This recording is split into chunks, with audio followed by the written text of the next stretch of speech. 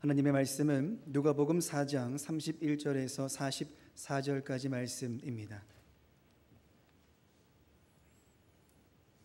누가복음 4장 31절에서 44절까지 말씀을 한 절씩 교독하겠습니다. 갈릴리 가버나움 동네에 내려오사 안식일에 가르치시매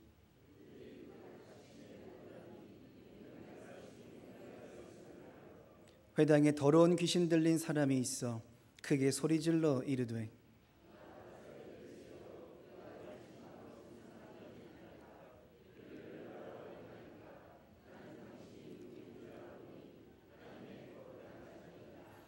예수께서 꾸짖어 이르시되 잠잠하고 그 사람에게서 나오라 하시니 귀신이 그 사람을 무리 중에 넘어뜨리고 나오되 그 사람은 상하지 아니한지라.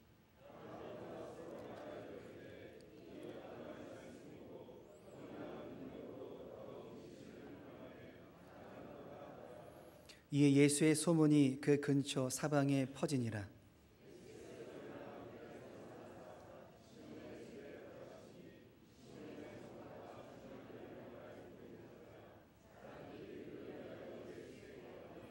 예수께서 가까이 서서 열병을 꾸짖으신데 병이 떠나고 여자가 곧 일어나 그들에게 수종드니라.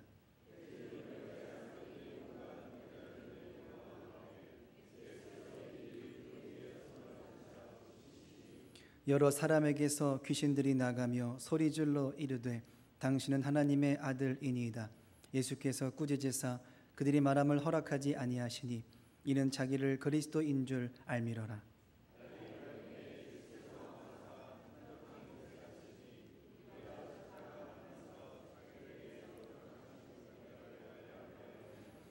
예수께서 이르시되 내가 다른 동네들에서도 하나님의 나라 복음을 전하여야 하리니 나는 이 일을 위해 보내심을 받았노라 하시고 아멘. 할렐루야. 아멘. 주님의 위로와 평안이 여러분 가족 가운데 함께 하시기를 주님의 이름으로 축복합니다. 아멘. 은혜로운 찬양에 감사를 드리며 저는 또 기도하고 있는 것은 저기 앞자리가 비어 있잖아요.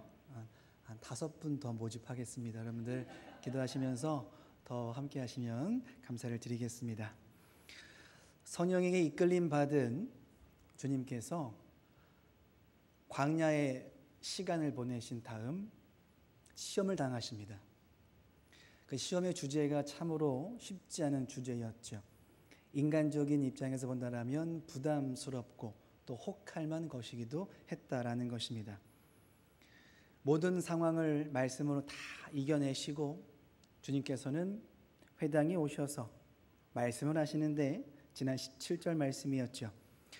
선지자 이사야의 글을 드리거늘 책을 펴서 이렇게 기록된 데를 찾으시니 곧 주의 성령이 내게 임하셨으니 이는 가난한 자에게 복음을 전하게 하시려고 내게 기름을 부으시고 나를 보내사 포로된 자에게 자유를 눈먼 자에게 다시 보게 함을 전파하며 눌린 자를 자유롭게 하고 주의 은혜의 해를 전파하게 하려 하심이라 하였더라.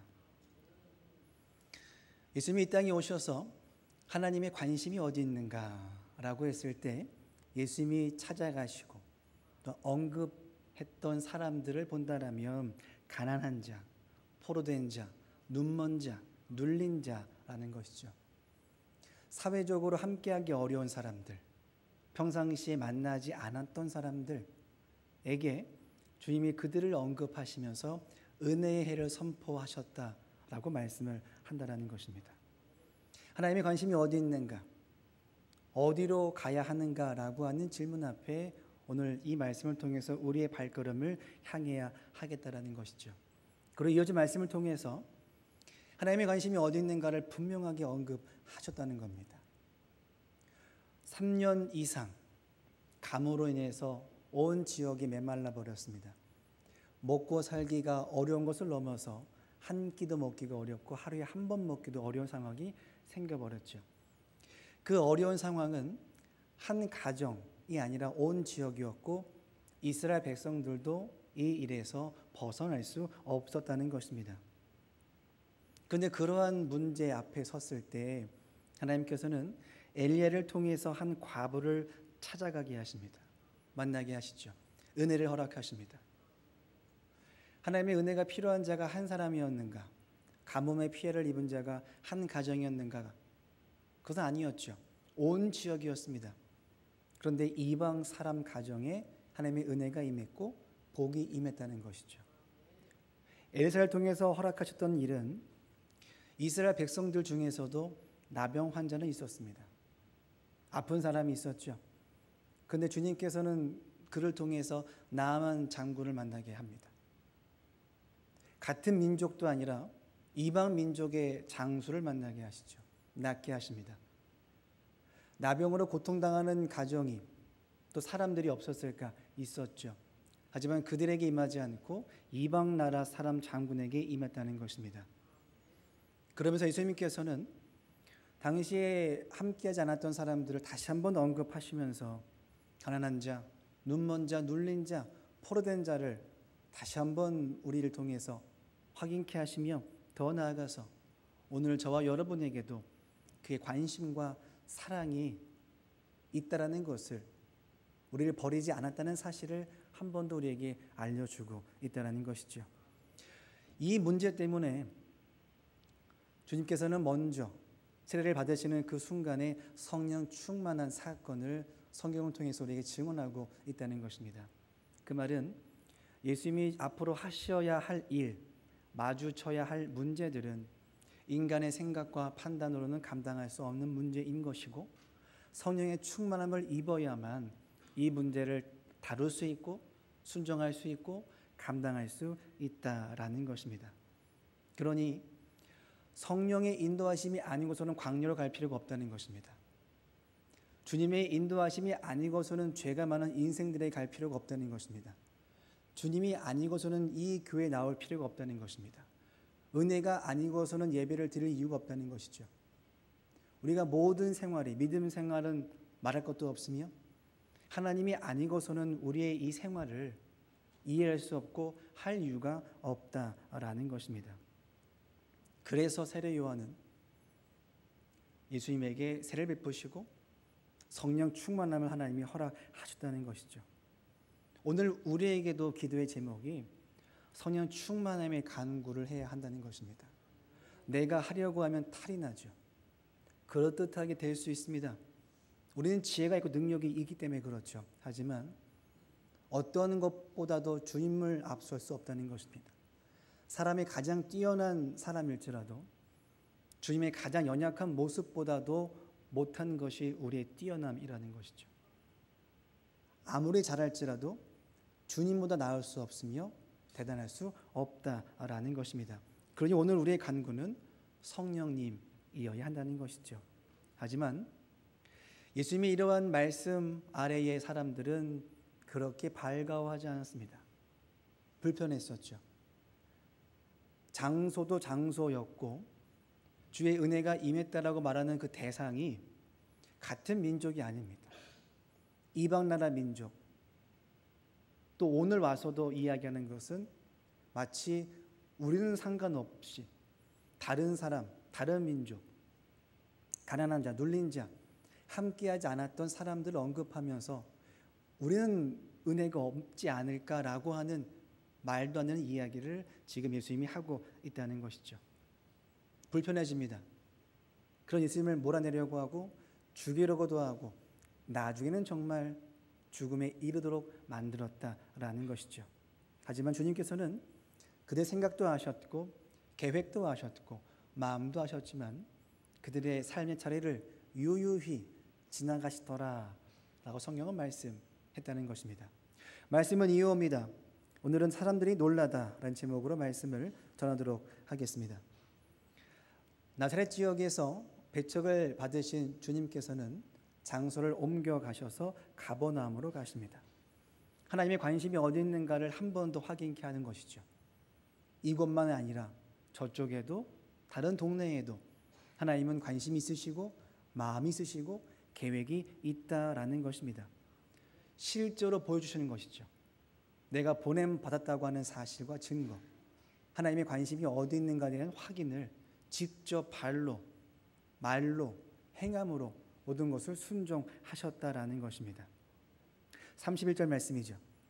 갈릴리 가버나움 동네에 내려오사 안식일에 가르치심에 그들이 그 가르치심에 놀라니 이는 그 말씀이 권위가 있었음이러라. 예수님이 말씀을 하시는데 사람들이 놀랍니다. 권위에 놀랍니다. 앞전 22절 말씀에서는 주의 말씀을 전했더니 너무 은혜로워서 놀랐습니다. 근데 오늘 말씀에서는 권위가 있어서 놀랐다라고 이야기하죠. 무슨 권위일까라는 것입니다. 33절을 말씀하죠. 회당에 더러운 귀신 들린 사람이 있어 크게 소리질러 이르되 아 나사렛 예수여 우리가 당신과 무슨 상관이 있나이까 우리를 멸하려 왔나이까 나는 당신 누구인 줄 아노니 하나님의 거룩한 자니이다. 권위가 나타나는데 악한 영혼들이 벌벌 떠는 권위라는 것입니다. 주의 말씀이 선포가 되니까 견딜 수가 없는 겁니다. 어둠에 빛이 비추면 어둠이 버텨낼 재간이 없습니다. 죄가 많은 우리 인생 속에 빛이시고 진리이신 주의 말씀과 성령이 오시면 우리는 당해낼 재간이 없다는 것이죠. 버텨낼 수가 없는 것입니다. 너무 놀라 자빠진다는 것이죠.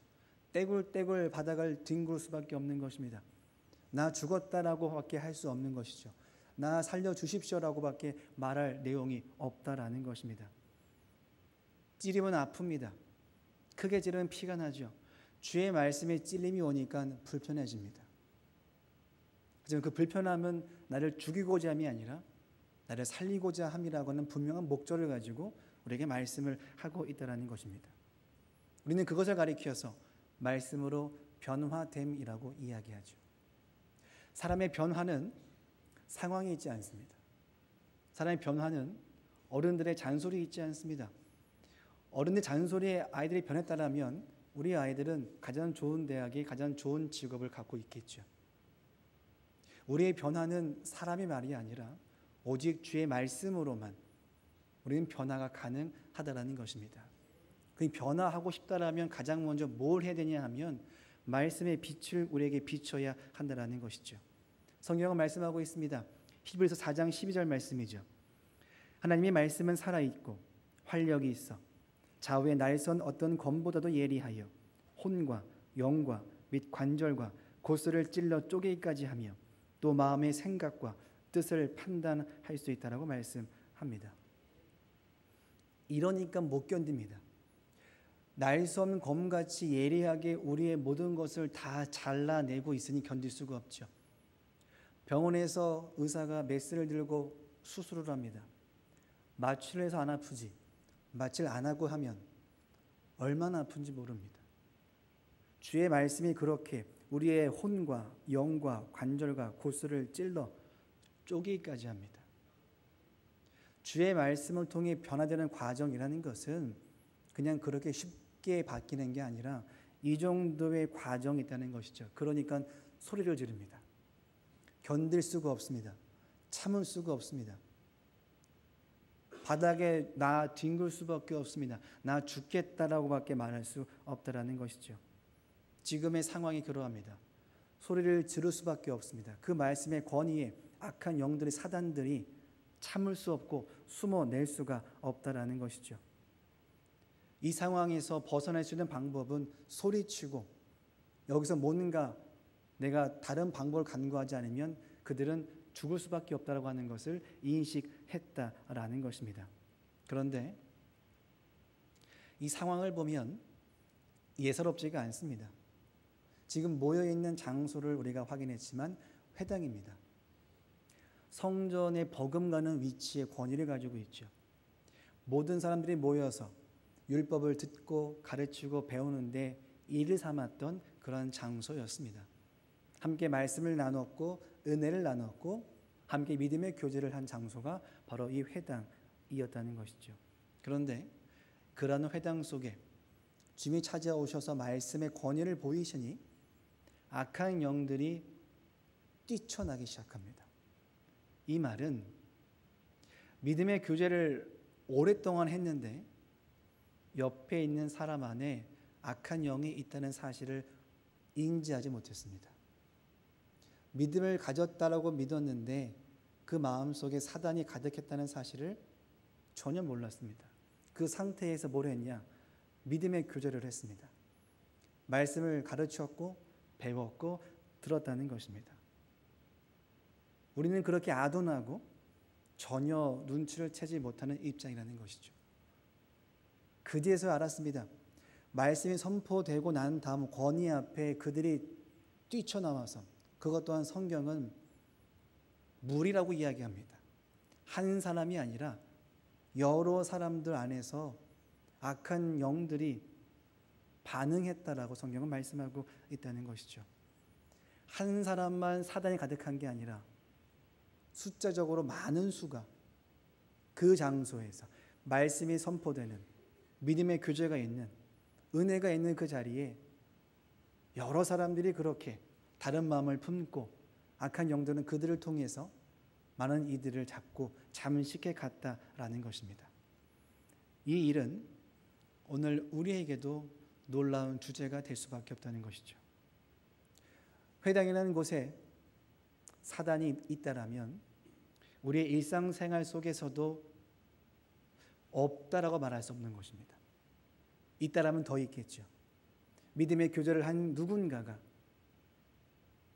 어떠한 모임 속에 상상하지 못한 일들이 계획되어져 있고 악한 영들이 침투해 있다는 것을 우리가 한 번쯤 생각을 해봐야겠다는 것입니다.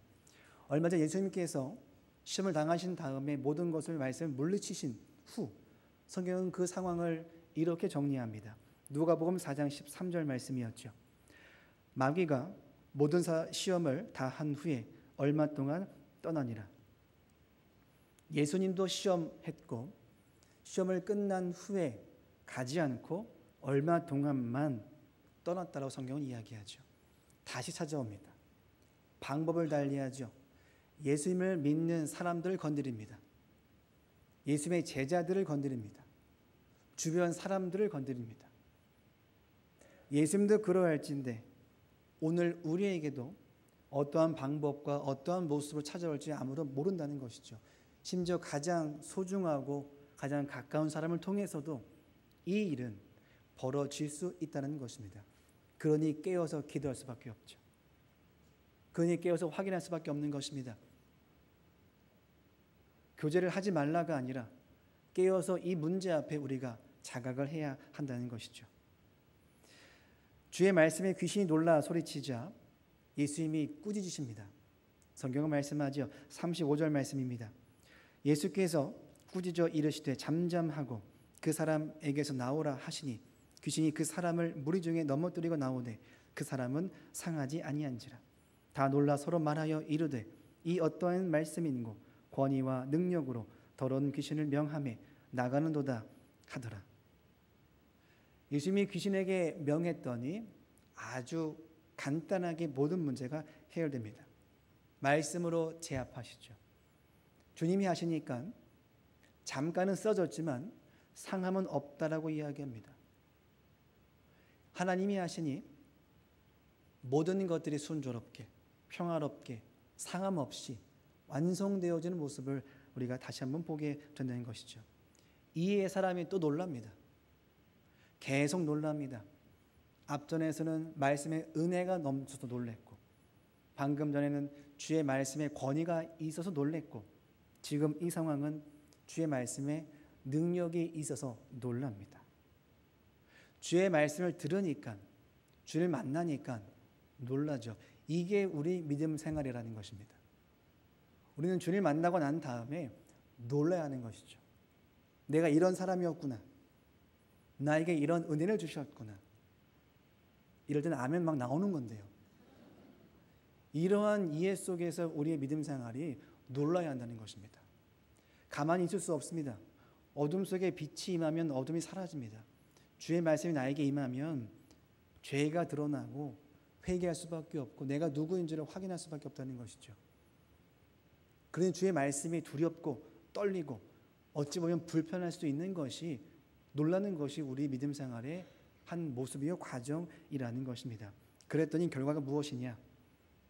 놀라고 놀랐더니 결과는 이에 예수의 소문이 그 근처 사방에 퍼지니라. 말씀하시니 사람들이 놀라고 놀랐더니 주의 이름이, 주의 말씀이 퍼져가더라라는 것입니다. 이게 우리의 믿음 생활의 결론이라는 것이죠. 우리의 기도가 결론이 내 응답이 아니라 하나님이어야 하는 것입니다. 우리 믿음 생활의 결론이 나의 만족과 위로와 힘이 아니라 주의 말씀이고 주의 영광이 우리의 믿음의 결론 되어져야 한다는 것이죠. 나랑은 관계가 없다는 것입니다. 물론 거기서 허락되는 은혜가 있겠죠. 하지만 중요한 것은 믿음의 결론은 예수의 소문이 근처 사방에 퍼져야 하는 것입니다. 나를 통해서, 믿음 생활을 통해서, 삶을 통해서, 오늘 기도를 통해서, 예배를 통해서 퍼져야 할 것은 나도 있지만, 경험도 있지만 더 중요한 것은 오직 주의 말씀이고 주의 은혜라는 것이죠. 이 일의 선두주자는 단연 바울이었겠죠. 바울은 은혜를 입은 이후부터 복음의 생애를 바칩니다. 그 과정 속에서 수많은 고통을 당했죠. 매질도 당하고 동족의 위험도 당하고 파손도 하고 죽을 뻔한 위기가 참 많았습니다. 그런 그가 모든 것을 다 지나친 후에 고백하기를 성경 이렇게 말씀하지요. 고린도 후서 11장 30절입니다. 내가 부득불 자랑할진대 내가 약한 것을 자랑하리라. 내가 가진 삶이 어떠하든 상관없이 나를 통해서 복음이 증거됐다 한다라면 나는 이 약함을 자랑삼아 복음을 자랑삼아 내 인생을 살겠다라고 이야기한다라는 것입니다. 이것이 우리 믿음의 결론이라는 것이죠. 어떤 문제가 되었든 상관없이 우리는 끝나고 난 다음에는 내 입에서 좋았다가 아니라 괜찮았다가 아니라 하나님이 하셨다라고 하는 믿음의 고백이 터져 나와야 한다는 것입니다. 귀신을 쫓은 주님께서 다 쫓아내시자 그 다음에 실제적으로 보냄 받았다라고 하는 정체성을 다시 한번 확인케 하는 또 삶을 발걸음을 가시죠. 가버나움 회당에서 시몬의 집으로 발걸음을 옮기십니다. 갔더니 시몬의 장모가 열병으로 고통을 당하고 있었습니다. 주변 사람들이 도움을 청합니다. 주님이 말씀하시죠. 말씀 한마디에 모든 열병이 떠나가고 나음을 입었다라고 성경은 이야기합니다. 이미 예수님의 근처에 예수님의 소문이 퍼져나가기 시작합니다. 근데 또 이 사건을 통해서 또 예수님의 이름이, 복음이, 능력이, 소문이 퍼져가기 시작했다라는 것이죠. 실제적으로 퍼져갑니다. 이 소문이 점점 나아가니까 사람들의 반응이 나타나기 시작하죠. 성경은 그 반응을 이렇게 고백합니다. 40절 말씀입니다. 해질 무렵에 사람들이 온갖 병자들을 데리고 나오매 예수께서 일일이 그 위에 손을 얹으사 고치시니 여러 사람에게서 귀신들이 나가며 소리질러 이르되 당신은 하나님의 아들이니이다. 예수께서 꾸짖으사 그들이 말함을 허락하지 아니하시니 이는 자기를 그리스도인 줄 알미러라 라고 말씀합니다. 이미 해가 졌습니다. 불빛도 없는 당대의 시대였죠. 그럼에도 사람들이 몰려오기 시작합니다. 병자들을 데리고 오기 시작합니다. 사람들과 함께 하기 어려웠던 사람들이 예수님한테는 갈 수 있겠다라고 하는 인식이 생깁니다. 가면 나음을 입을 수 있겠다는 확신이 생깁니다. 함께하기 어려웠던 사람들 마음속에 빛이 생기고 길이 열리고 그 일에 뛰어들기 시작한다는 것이죠. 그들을 불쌍히 여기시고 한 사람 한 사람 손을 얹고 기도하시고 나음을 은혜를 허락하셨다라고 성경은 이야기합니다. 함께하기 어려운 자, 사람 취급받지 못한 자들이 이제는 스스로가 마음을 바꿔서 예수님께 나아오는 마음을 먹기 시작했다는 것입니다. 이것도 큰 변화라는 것이죠. 오시기 전에는 누군가를 만난다는 것, 찾아간다는 것은 어려운 문제였지만 주님이 오시니 찾아가는 것이 가능한 것이구나라고 하는 이해와 믿음이 길이 열렸다라는 것입니다. 이렇게 예수님은 성령님이 아니고서는 가지 않을 곳, 성령님이 인도하시지 않으면 만나지 않을 사람의 무리들을 가시고 찾아가시고 함께 하시고 기도하시고 회복해 하셨다라는 것입니다. 성령 충만을 받아서 무엇을 했는가라고 했더니 가장 어려운 자들을 찾아갔다라는 것이죠. 성령 충만함이 어떻게 쓰여져야 하는가라고 했을 때 이렇게 쓰여지면 참 좋겠다라는 것입니다. 하나님의 관심이 어디 있는가를 확인케 되며 충만함을 입은 우리가 하나님의 관심사에 나의 인생이 쓰여지고 기도가 쓰여지고 믿음이 쓰여지고 우리의 발걸음이 향한다고 한다면 충만하신 은혜가 얼마나 놀라운 일들을 만들어낼 수 있는 것인가를 우리는 현장에서, 현실에서, 가정에서, 교회에서 볼 수 있겠다라는 것이죠. 여러 번 놀랐던 사람들이 놀라고 놀라니까 인식이 바뀝니다. 시선이 바뀌죠. 예수님을 대하는 입장과 마음이 바뀌어져 가기 시작합니다. 방금 전까지만 하더라도 예수님을 밀어뜨리고 싶었습니다. 죽이고 싶었습니다. 함께하기 싫었습니다. 불편했었습니다. 그런 그들의 이렇게 바뀌죠. 42절 말씀입니다. 날이 밝음에 예수께서 나오사 한적한 곳에 가시니 무리가 찾다가 만나서 자기들에게서 떠나시지 못하게 만류하려 하매. 사람들이 갑자기 몰려들기 시작합니다. 싫었던 예수님이, 불편했던 주의 말씀이, 그 이야기가 자꾸 뭔가 은혜가 되고 능력이 되고 달라짐을 경험하기 시작하니 이제는 예수님을 가면 안 되겠다. 붙잡아다 앉혀야겠다. 내 인생 속에 함께 해야겠다라고 하는 그러한 인생으로 바뀌어져 갔다라는 것입니다. 이게 바로 변화라는 것이죠. 주의 말씀이 선포가 되어지니까 놀라서 사람들의 인식이 바뀌고 이해가 바뀌고 마음이 바뀝니다. 근데 이 바뀌는 과정이 그렇게 오래 걸리지 않더라라는 것이죠. 말씀이 임해서 날선 예리한 검처럼 우리를 찔러 쪼개기까지 하며 혼과 영을 다 토막내듯이 잘라내면 우리는 한순간이라도 은혜를 입은 그 순간에 충만함을 입은 그 순간이라도 우리의 인생이 시선이 마음이 바뀔 수 있겠다라는 것입니다. 저는 그런 기대가 있습니다. 그래서 오늘 이 예배가 바로 그러한 일이 가능하다고만 한다면 우리 나가는 저 문에서는 다른 인상과 다른 마음과 다른 시선과 다른 인생의 발걸음을 살 수 있겠다라고 하는 그런 기대감을 가지고 기도할 수밖에 없다는 것이죠. 한적한 곳에 가시는 과정 속에서 우리가 확인되는 것은 사람들이 찾아옵니다.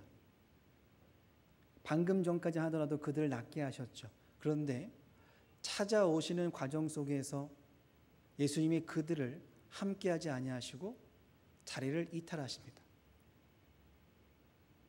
갑자기 어제와 다른 행보를 보이시죠. 그들을 찾아가신 주님께서 이제는 그들이 찾아오는데 이제는 주님이 자리를 바꾸십니다.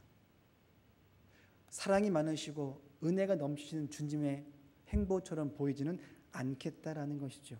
그럼에도 불구하고 주님은 날이 밝자 한적한 곳으로 장소를 옮기십니다. 오늘 성경은 왜 옮기셨는가는 말씀하진 않습니다. 하지만 예수님의 지난 행적들을 본다라면 우리가 짐작은 좀 가능하지 않겠나라는 것이죠. 마가복음 1장 35절은 말씀합니다. 새벽 아직도 밝기 전에 예수께서 일어나 나가 한적한 곳으로 가사 거기서 기도하시더니. 성경이 주님께서 자리를 이탈해서 한적한 곳으로 가셔서 하신 일은 기도였습니다. 만날 사람이 찾아옵니다. 아픈 병자들이 막 줄을 서서 찾아오죠. 방금 전까지 그 껌껌하고 어두운 밤 늦게까지 그들 만나시고 안수하시고 회복해 하셨습니다. 육신적으로 피곤하십니다. 나를 만날 사람들은 줄을 서 있습니다. 눈은 이미 갈급함으로 가득 차 있죠. 근데 주님께서는 그들과 함께하지 아니하십니다. 자리를 피하셔서 기도하시죠. 가셔야 되는 이유가 있다는 것입니다. 지금 급한 것은 맞습니다. 그들의 문제가, 그들의 마음의 갈급함이 뜨거운 것도 맞습니다. 하지만 지금 중요한 것은 한적한 곳에 가셔서 기도하는 시간을 가지셨다는 것이죠.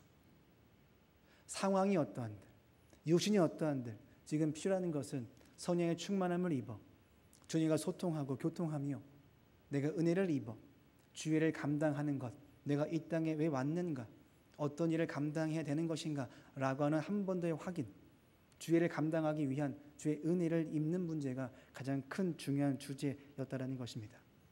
43절은 말씀하죠.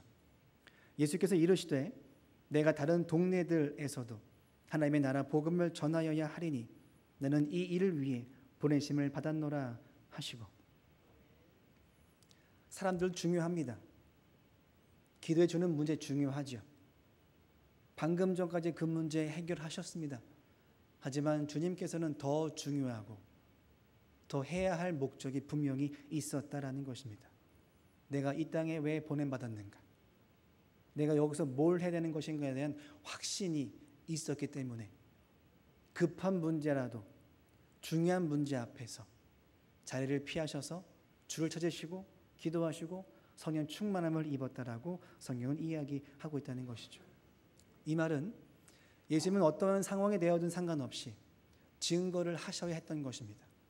내가 하나님께 보냄받은 자라고 하는 사실, 하나님의 뜻을, 말씀을 이루어야 한다는 사실을 늘 확인하셨고 그 일을 가장 우선하셨고, 그 일이라고 한다면 사람들을 물리시고 올라가셔서 기도하셨다라는 것입니다. 그 문제가 어떤 문제냐? 가장 약한 자들을 찾아가시는, 가장 악한 자들을 구원하시는, 저와 여러분을 구원하기 위한 문제, 그 주제 때문에 지금 문제가 있더라도, 사람들이 있더라도 잠깐 피해 기도하시고 충만함을 입어 하나님의 일을 감당하기 위한 준비를 하셨다라는 것입니다. 선임의 도우심이 아니고서는 지금 이 상황에서는 현실의 문제를 해결할 수밖에 없습니다. 줄 서 있는 사람들, 찾아온 사람들, 그동안 해왔던 일들, 성령의 충만함을 입어야만 내가 지금 뭘 해야 되는지, 어떤 마음을 먹어야 되는지, 어떤 눈을 가져야 되는지, 하나님의 마음이 어디 있는지를 확인할 수가 있다는 것이죠. 그래야만 감당할 수 있는 것입니다. 오늘 저와 여러분도 마찬가지의 문제라는 것이죠. 하나님께로부터 보냄받은 인생인 것입니다. 그 누구도 우리의 힘으로 이 땅에 왔다라고 하는 사람은 우리는 없어야 하는 것이죠. 주의 마음이 어딜 향해 있는가? 우리가 어딜 가기를 원하시는가? 우리가 무슨 준비를 하기를 원하시고 우리는 어떤 준비를 감당해야 되는 것인가에 대한 확인이 늘 필요하다라는 것입니다. 그러기 위해서 간구해야 하는 것이죠. 그러기 위해서 기도해야 하는 것입니다. 그러기 위해서 성령 충만함을 입어야 한다라는 것이죠. 이를 위해서 우리가 해야 할 일이 분명했다는 것입니다. 그동안 몸이 피곤하고 힘들다는 이유로 우리의 신앙생활, 특별히 기도생활을 미뤄왔던 것을 회복해야 합니다. 그러기 위해서 마음을 바꿔야겠죠. 생각을 바꾸고 인식을 바꿔야 됩니다. 힘들면 기도하기가 어렵다라고 하는 이해를 바꿔야 됩니다. 우리는 마치 힘들면, 바쁘면 기도할 시간이 없고 기도하기 어렵다라고 하는 말들을 하고 마음도 먹는다는 것입니다. 하지만 힘든 문제와 바쁜 문제와 기도의 문제는 연관성이 없다는 것입니다. 연관성을 갖기 시작하는 순간부터 우리는 기도할 수 없습니다. 우리는 늘 하는 말이 있죠. 힘들다, 바쁘다. 어르신들은 그렇게도 말씀하시는 걸 들었습니다. 바빠서 죽을 시간도 없다라고. 우리는 그런 말도 합니다. 힘들어서 죽겠다 말합니다. 힘들어서 기도하기 어려운데 힘들어서 죽겠다 하면 기도는 아예 못하겠죠. 바빠서 힘들어서 못한다고 이걸 이어붙이면 우린 기도생활을 할 수 없습니다.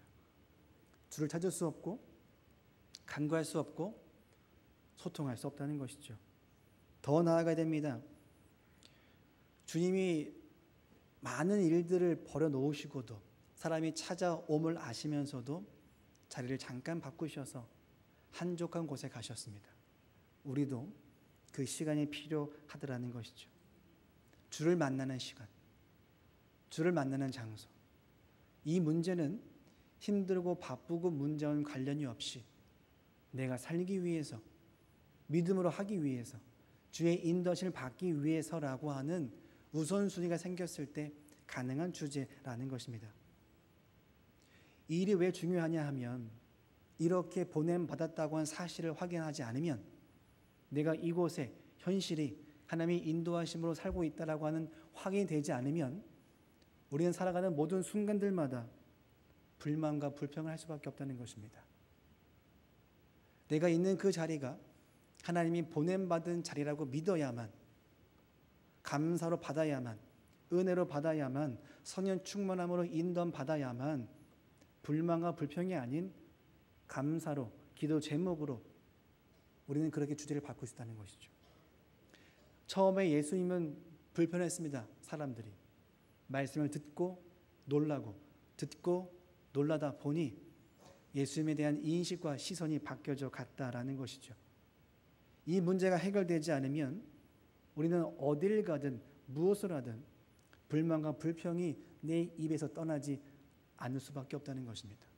하지만 그 자리가, 그 현실이 하나님께 보냄받은 장소와 현실이라고 한다면 우리가 할 수 있는 것은 딱 하나, 기도해야 하는 것이고 주의 인도하심을 받아서 성령 충만함을 입어 내가 감당할 주제들을 찾아서 하면 그만인 일로 바뀐다는 것이죠. 그러면 그 모든 문제는 무엇이냐?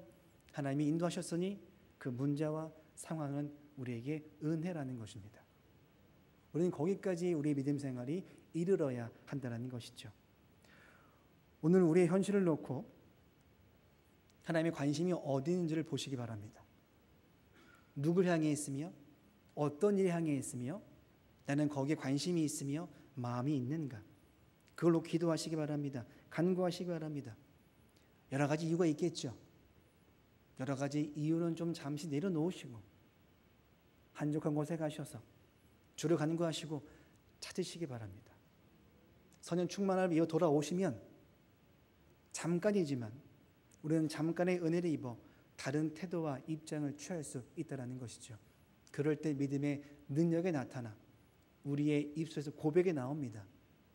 좋았다, 괜찮다가 아니라 하나님이 인도하셨다, 하나님이 하셨다, 하나님이 완성하셨다라고 말할 수 있다는 것이죠. 그러니 순종함으로 그 모든 일을 감당해 내시면 오늘 우리를 통해서 주의 이름이 퍼져갈 것이며 그리스도의 향기가 퍼져갈 수 있다는 것입니다. 그리고 기억하십시오. 그리고 놀라십시오. 주님의 이런 관심과 마음이 지금 저와 여러분에게도 향하고 있다는 것입니다. 주의 관심과 은혜와 사랑과 구원과 계획하심이 우리 모두에게 있으니 그 은혜를 감사하고 그 은혜를 감사한 마음을 가지고 기도하시고 주의 성령의 충만함을 입어 전과 다른 모습으로 우리의 믿음 생활이 흘러간다면 나를 통해서 우리의 가정이, 나를 통해서 우리 교회가, 나를 통해서 우리의 공동체들이 주님의 은혜로 바뀌어져 가게 될 것입니다. 그때 우리의 입술은 고백하면 되죠. 하나님이 하셨고 하나님이 완성하셨다. 이렇게 주 앞에 영광 돌리는 저와 여러분 되시기를 간절히 소망합니다. 기도하시겠습니다. 하나님 감사함을 드립니다. 상황을 마주할 때마다 원망과 불평과 불만이 가득했습니다. 심지어 레파토리가 생겼습니다. 말만 꺼내면, 사람만 떠올리면 할 말, 새로운 말도 아닌 것 같습니다. 이미 내 마음속에 새겨진, 내 입술에 새겨진 그런 고백과 생각들이 너무 많습니다. 하나님 은혜를 더하여 주옵소서. 주의 말씀으로 날선 예리한 검처럼 우리를 혼과 영을 쪼개 주옵소서. 주 앞에서 어둠은 몰아내고 진리와 복음으로 가득 채우도록 인도하여 주옵소서. 우리의 인생이 전과 다른 우리가 되어줘서 성령 충만함으로 인도함 받는 기도하는 인생으로 살아갈 수 있도록 인도하여 주옵소서. 예수님의 이름으로 기도하옵나이다. 아멘. 다 같이 말씀을 기억하며 기도하시겠습니다.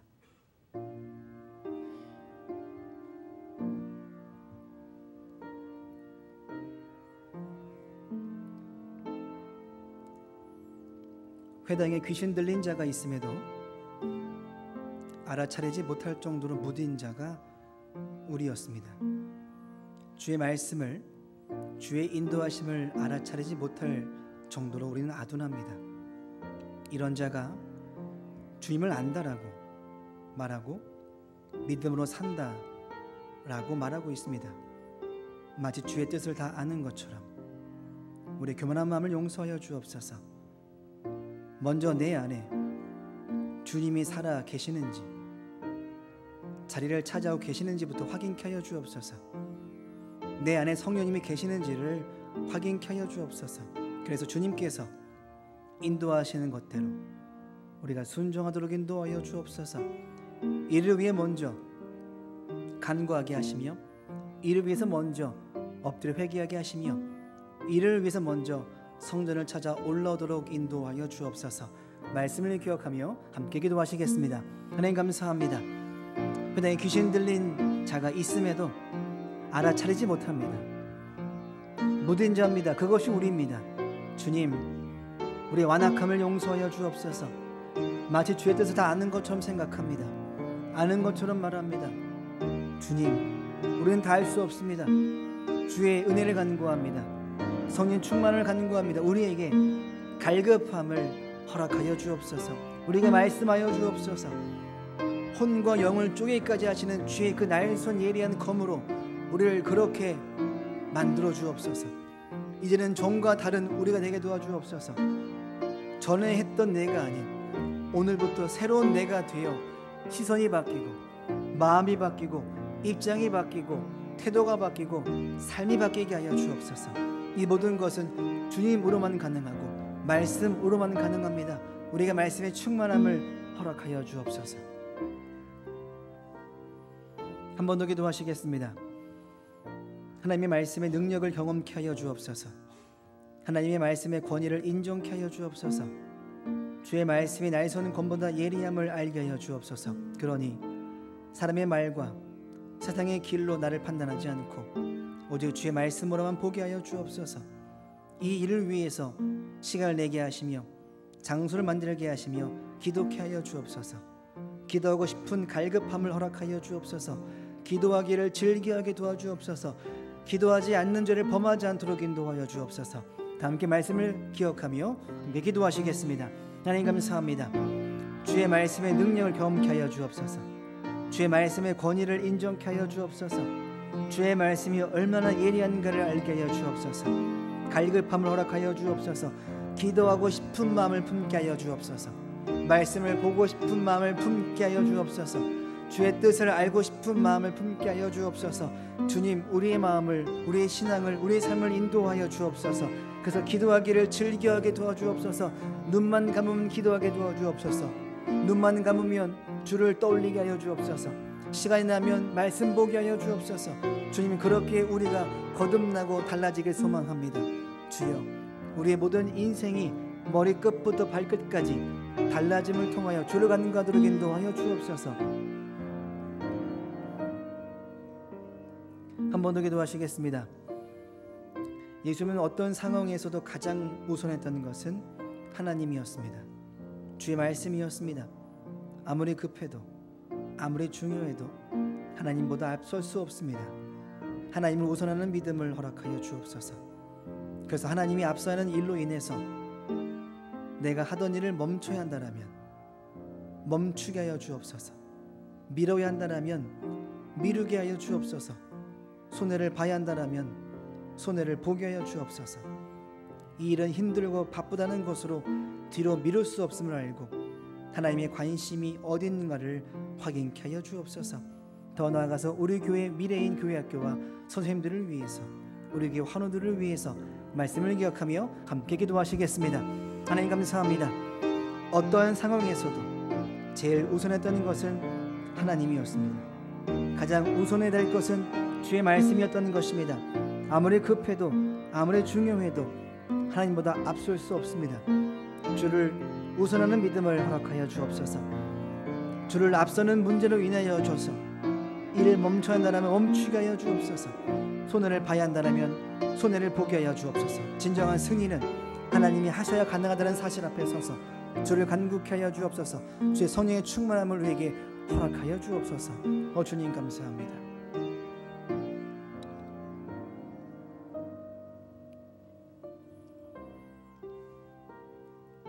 하나님 감사합니다. 우리의 시선이 바뀌어지길 바랍니다. 우리의 마음이 바뀌어지길 바랍니다. 내 힘과 다짐으로 안 됩니다. 사람의 참견으로도 안 됩니다. 오직 말씀으로 가능합니다. 말씀이 있다라면 우리가 다 잘라내지고 쪼개질 것입니다. 주 앞에서 우리는 살아 숨쉴 수 없을 것입니다. 은혜를 입어 구원 주심에 감사를 드리며 그 은혜를 입어 주를 찾게 하시고 기도하게 하시며 주를 향한 갈급함을 우리에게 허락하여 주옵소서. 바쁘다는 것으로, 급하다는 것으로, 힘들다는 이유로 우리의 신앙생활이 오랫동안 멈춰 있었고 제자리 걸음을 한 것을 보게 됩니다. 영관 짓지 않도록 도와주옵소서.